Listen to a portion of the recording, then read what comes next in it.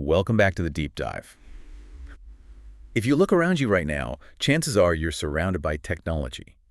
Code, processed materials, all these systems designed by human ingenuity.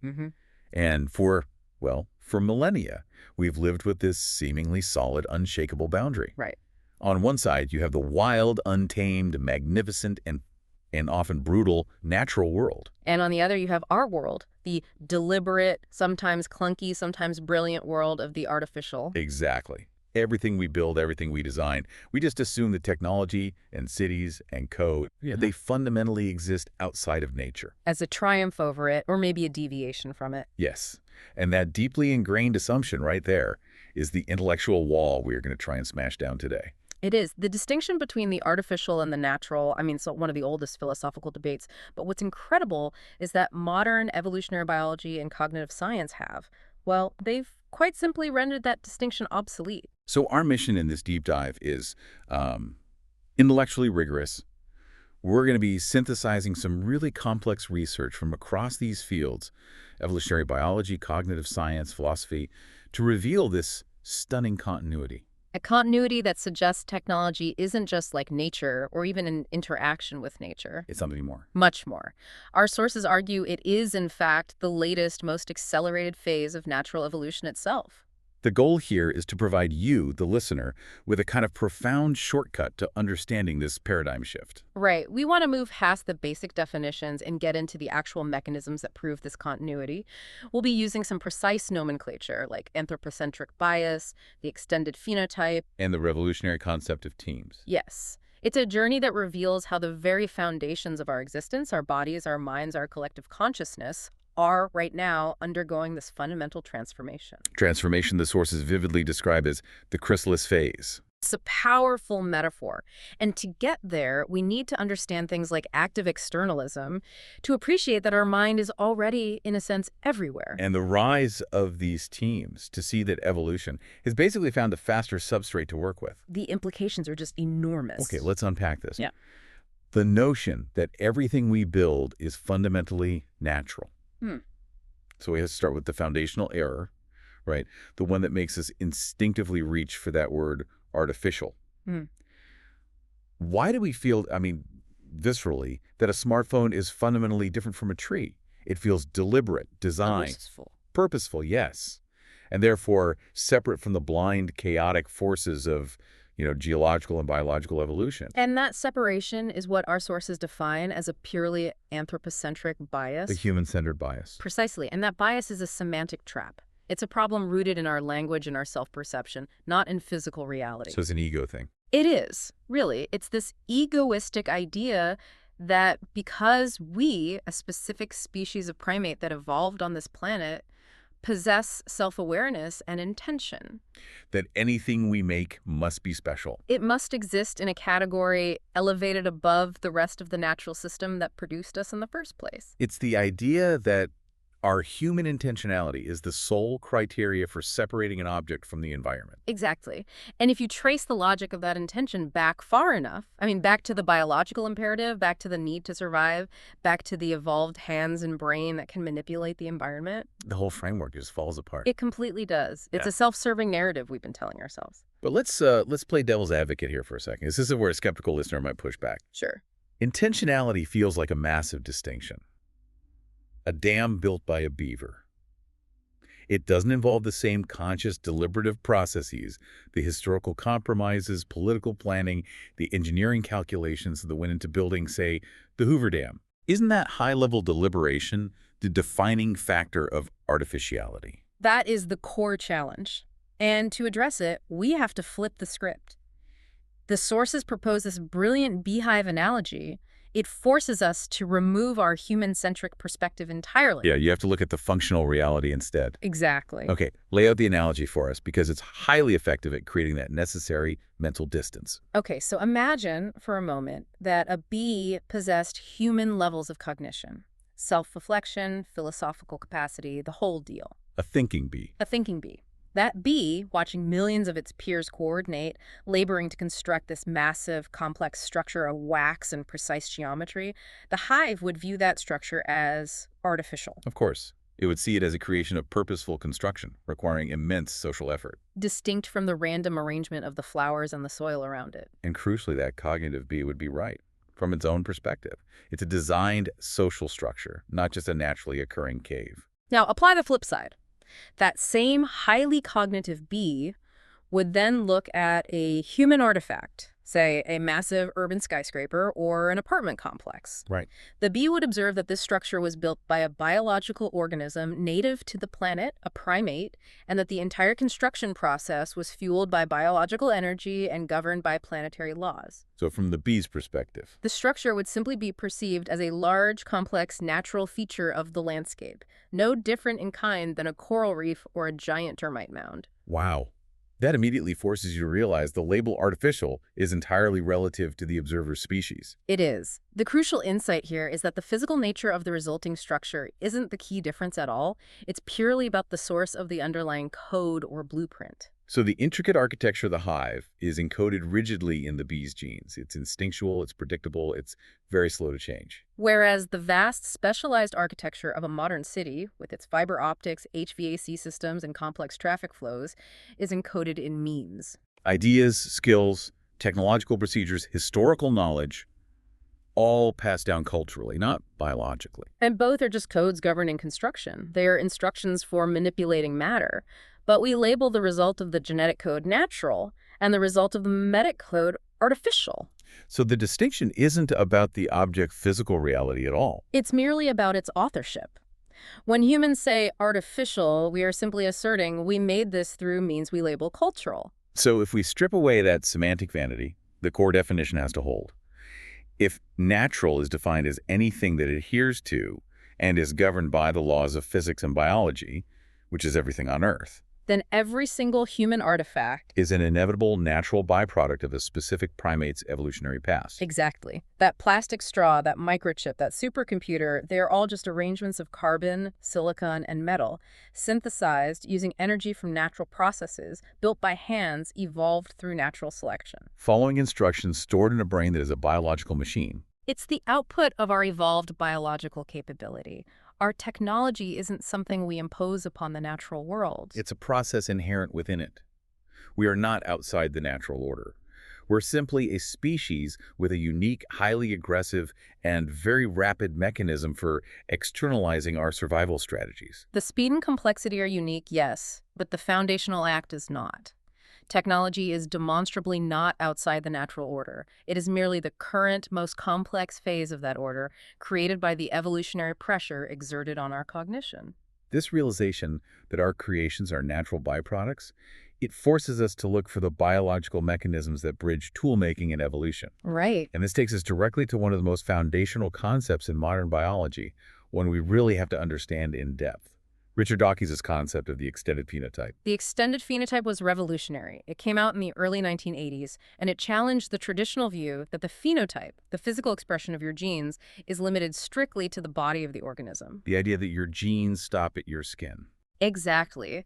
Dawkins argued that the reach of a gene actually extends beyond the physical body to include any effect the gene has on the environment. As long as that effect benefits the organism's survival and reproduction. Precisely. And this idea is so intuitive once you see the classic biological examples.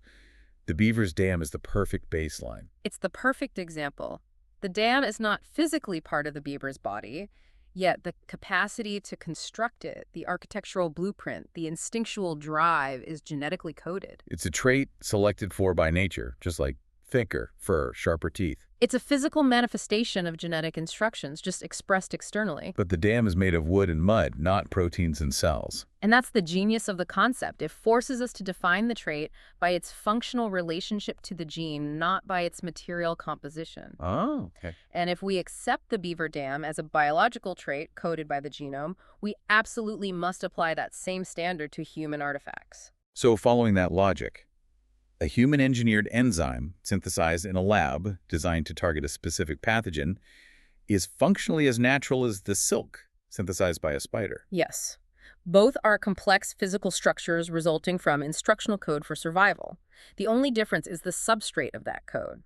Biological DNA versus cultural or mimetic information. And this realization is the biological reality behind something called niche construction theory. Right. This is the idea that organisms are not passive players just adapting to a fixed environment. We're not. We are active ecosystem engineers, We modify our environment, sometimes drastically. creating a legacy that then shapes the selection pressures for all the subsequent generations. It's a self-reinforcing loop.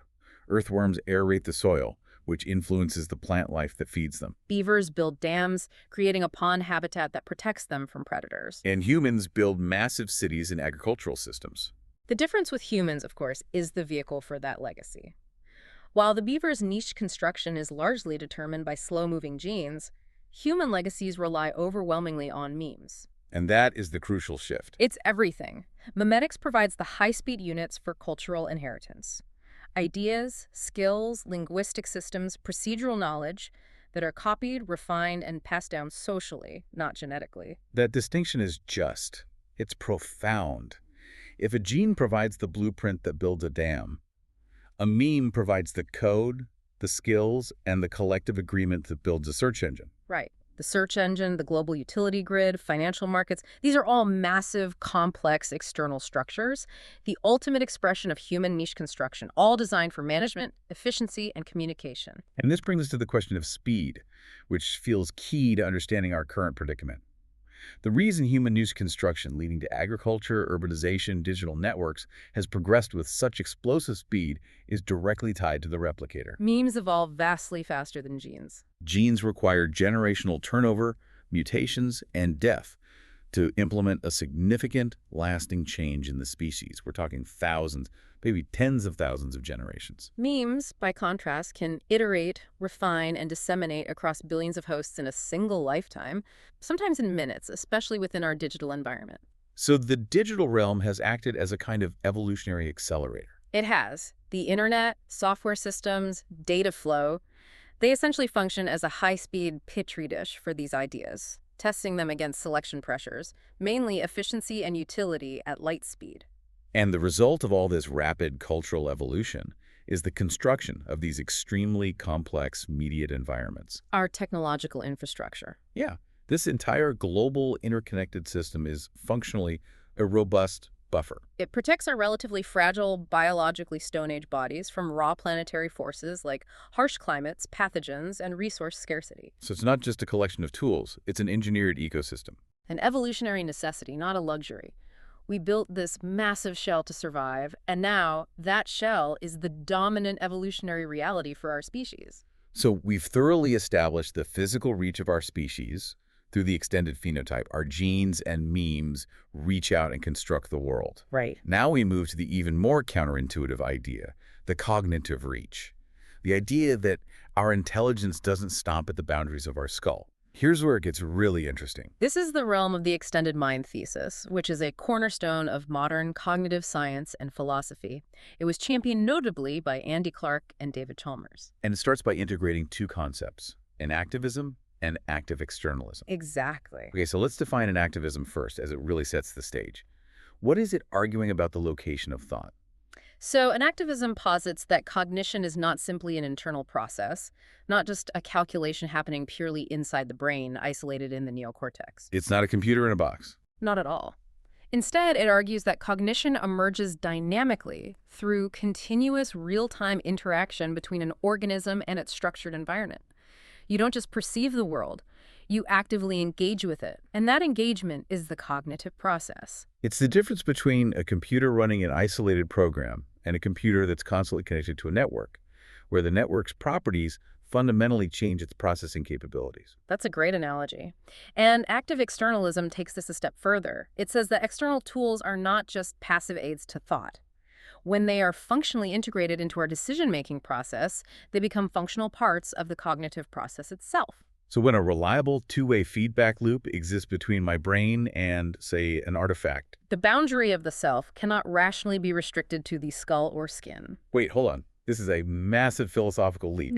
If I use my smartphone constantly to remember appointments, navigate, or look up facts, is the smartphone literally part of my mind? Functionally, yes. What happens if I lose it? Am I functionally dumber for a period? From the active externalism perspective, yes, you absolutely are. You have outsourced a functional component of your immediate cognitive process, the memory retrieval, the navigational calculation, to a device you treat as non-optional. Okay. The reliability of that external system allows your biological brain to save processing energy, freeing it up for higher-level synthesis and pattern recognition. So the information isn't in my brain. But the cognitive action, the reliable retrieval and processing, is performed by the coupled system of you and the phone. So our intelligence becomes what's called distributed cognition. It's not just my biological hardware.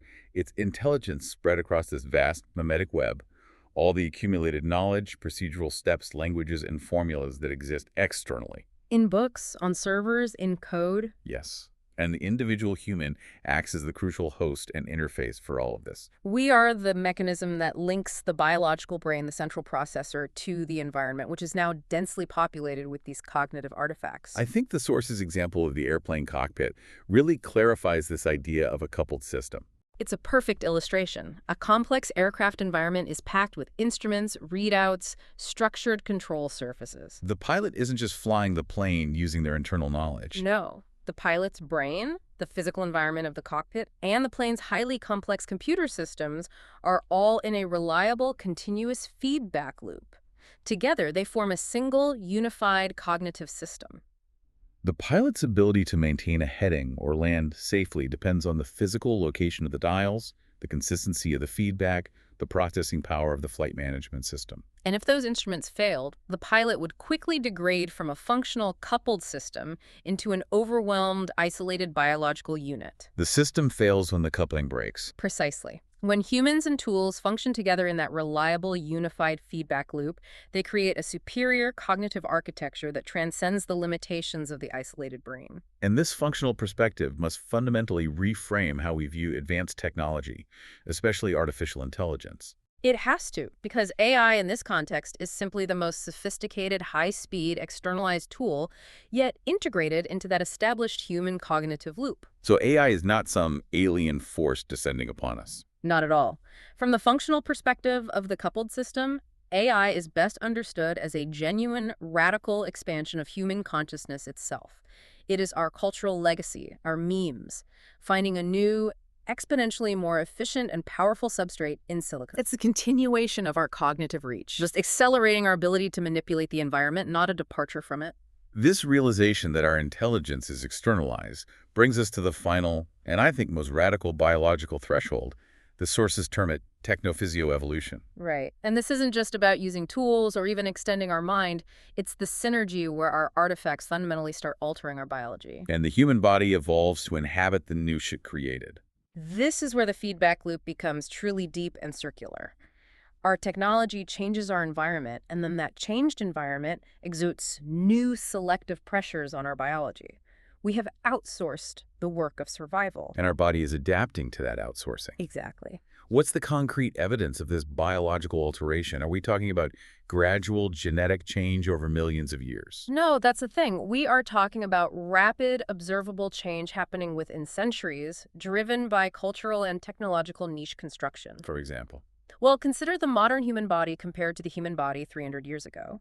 We are statistically taller, our life expectancy is dramatically longer, our resistance to historically fatal pathogens is fundamentally different. But not primarily due to random mutation. No, but due to technological intervention. Improved nutrition, sanitation, clean water, medical technology. We've used our externalized intelligence, our extended mind, to build a system that protects the physical vulnerability of our biological form. We've outsourced the energy-intensive work. Defending against microscopic threats, complex navigation, massive physical labor, managing thermal extremes. And this outsourcing creates the necessary conditions for that powerful metaphor the sources use, the Chrysalis Phase. The technological shell we have built, the global network, the cities, the medical infrastructure acts like a massive, protective, societal cocoon. A chrysalis is where a caterpillar dissolves its existing form to reorganize into something new. That implies a degree of biological sacrifice or liquidation within that protective casing. That is the profound implication. Within this chrysalis, the biological form of humanity begins to transform. It starts to dissolve or minimize its larval adolescent trait. Larval traits. Traits that were highly necessary for raw, unprotected, high-friction survival in the wild. What kind of traits are we talking about shedding? Things like extreme physical hardiness, the capacity to tolerate constant starvation or massive environmental stress, and maybe most crucially, high levels of reactive aggression. Traits we needed for self-defense and resource acquisition in the wild. Exactly. They become inefficient, maladaptive, and even dangerous within the highly specialized, cooperative, and interconnected technological niche we have built. We are reorganizing into a form optimized for communication, cognitive integration, and intellectual specialization. And this reorganization is being accelerated by what the sources call digital symbiosis. We're not just using the digital realm. We are in an obligate symbiosis with our digital extended phenotype at a global civilization level. Obligate meaning mandatory. Absolutely mandatory. If you remove the digital infrastructure, the power grid, the communications network, GPS satellites, the entire civilization collapses within weeks, maybe months. Our survival is conditional on the shell. And within this structure, the control systems we build are becoming the new selective pressure. Yes. Explain how algorithms become selective forces. Well, algorithms are now functioning as powerful meme filtering engines. They decide which cognitive artifacts, which ideas, pieces of information, procedural knowledge survive, get copied, and proliferate across the human population. So if an idea is highly efficient, highly useful, or just highly viral within the digital environment, the algorithm selects for its survival and replication. Regardless of its biological origin or even its truth value sometimes. So the selection mechanism is no longer dictated purely by human preference or biological fitness, but by the efficiency and flow dictated by the silicon logic we created. Which must profoundly influence the coevolution of human biology and silicon-based logic. It does. I mean, Sure. think of the pressure exerted through the extended mind interface. The constant requirement to process new types of information, manage vast networks, and communicate rapidly across disparate platforms, this is driving physiological adaptation. Our brains are physically changing. They are, altering connectivity, developing new social patterning, optimizing for visual and abstract information processing to fit the digital artifacts we created. We are literally self-sculpting to fit the cocoon's constraints. It sounds like we are trading ancestral biological robustness, the ability to survive without the shell, for deep integration and systemic intelligence. We're accelerating our own biological sacrifice to ensure the survival of the larger coupled entity. That is the hard truth of the chrysalis phase. The goal is interdependence, not individual biological independence. Yeah. The traditional narrative of evolution. It starts with genes and then it moves to culture or means. Right. But we're now at a revolutionary juncture. The sources identify a third replicator, one that marks the transition to post-biological evolution. And that is the teme, or technological meme, a concept coined by the philosopher Susan Blackmore. This is the moment where the synthesis of technology and biology achieves evolutionary independence. The vehicle of inheritance is shifting from the carbon-based, so biological or cultural, to the silicon-based, the technological. This concept is so critical that we have to be precise about the nomenclature. That precision is everything. How do we draw a clear line between a standard algorithm, which is a complex, useful meme, and a true independent team? For those listeners, those two terms are probably synonymous with code. And they are critically different in their evolutionary capacity. An algorithm, in its traditional sense, is a procedural tool. It's a recipe that's authored, stored, and replicated by human hosts. We write the code, we run the updates, we decide if it lives or dies. It is, functionally, a highly formalized cultural meme. Okay, so what is the team? A teme is an algorithm that has achieved evolutionary independence. This means three things. First, it's self-replicating and self-storing. Second, and this is crucial, it is modified, refined, and selected for by machines operating autonomously. Without direct human intervention acting as the bottleneck or the selector. Exactly. The machine system itself is generating the novelty, storing the successful iteration, and selecting for its proliferation. So the human programmer may have built the initial engine, but they are no longer the one driving the specific moment-to-moment evolutionary choices of that engine. Precisely, and we can already observe the early, powerful emergence of this temetic behavior in several modern systems. It shows how the selective pressure has been outsourced to silicon logic. Okay, start with the most intense environment. High-frequency trading. High-frequency trading, or HFT is a pure, real-world example of temetic evolution. You have algorithms competing in a digital arms race for market advantage. They test strategies, they iterate based on success or failure, and they discard suboptimal code at an accelerated rate. And market selection drives their evolution. Entirely. The system develops micrologic and competitive strategies in milliseconds, a temporal dimension that exceeds human comprehension completely. The human designer understands the starting rules, but the resulting competitive strategies are novel and system-driven. Human intent becomes irrelevant to the micro movements of the HFT bot. Only its efficiency and survival matter to the system. Correct. Another clear example of the system-level independence is in massive infrastructure management, specifically autonomous content delivery networks, or CDNs. These are the unseen systems that keep the internet running smoothly. Yes. CDNs are software designed to ensure maximum network efficiency and data availability. They automatically clone data across global nodes, redirect massive amounts of traffic, All prioritizing their own survival and efficiency. The availability of the data without any human clicking a button or issuing a directive. Exactly. If a node fails, the system autonomously repairs the failure by prioritizing replication on a more stable node.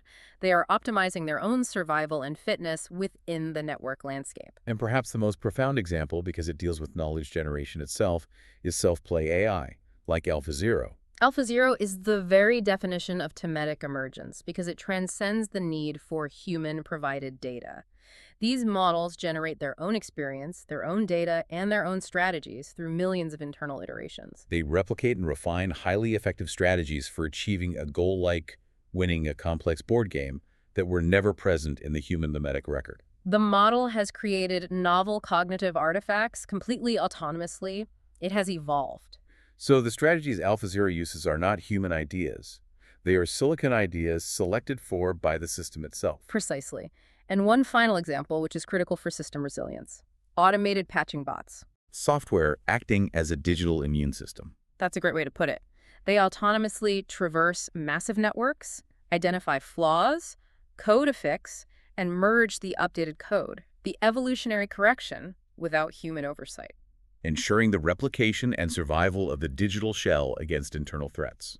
So, as these teams proliferate and begin to manage our global infrastructure, the technological extended phenotype that we built begins to function as a self-sustaining evolutionary process. That's the ultimate conclusion of this section. The shell we initially secreted for survival, the chrysalis, starts to operate according to its own evolutionary logic. It's decoupling from its strict biological origins in terms of selection, yet it's still entirely dependent on the physical infrastructure and energy sources we maintain. This tight coupling of biological and technological components means the entire structure, the biological human host and the technological shell, can no longer be viewed as separate entities. They must be viewed as a unified, single endosymbiotic hyperentity. This is not a departure from nature. It is the natural progression of complexity into a new, highly efficient substrate. Evolution has simply found a faster, more flexible replicator than genes or slow-moving human culture. We've traced the evolution from our first tool all the way to autonomous teams. We started by asserting the artificial is natural, and now we have to close the loop. The engineered niche, the extended reach of our species, inevitably reflects back upon us. Our self-created environment is now the primary driver of our internal biological change. The ultimate form of self-directed evolution. Yes, this is the internal component of the Chrysalis phase, a process you call self-domestication. Right. As the external shell hardens and stabilizes our environment, the internal organism is shaped by that stability, often by losing traits that are now redundant or counterproductive. We often discuss domestication in terms of animals taming wolves into dogs, for instance. But human self-domestication was driven by our cultural artifacts long before the digital age. Absolutely. Think about the emergence of societal structures, linguistic systems, ethical codes. These were the crucial cultural artifacts that acted as the primary selective pressure for human self-domestication historically. They favored cooperation. They reduced the fitness of individuals exhibiting high levels of reactive aggression or chaotic behavior. They physically sculpted us, individuals who could thrive within a complex, cooperative social niche, who were cognitively adaptive, communicative, and less instinctively aggressive, we're more likely to survive and reproduce. And that biological reorganization is the necessary liquidation that allows us to function efficiently within the cooperative, protective casing of society. And this historical process is now accelerating into what we recognize as the modern domestication syndrome.